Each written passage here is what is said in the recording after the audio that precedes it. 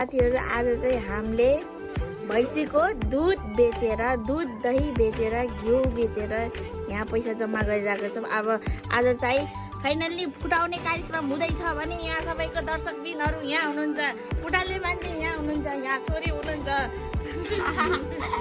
यहाँ एकजना बुढाले आउँदै हुनुहुन्छ। ल कति रहेछ हेर भाइ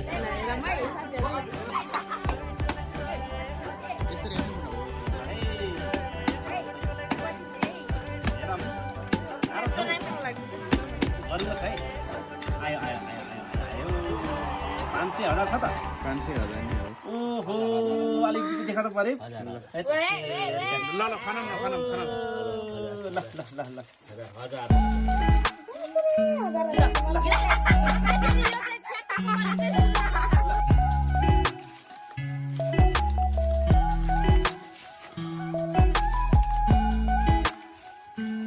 साथीहरु कति भएसम्म बन्दैछ है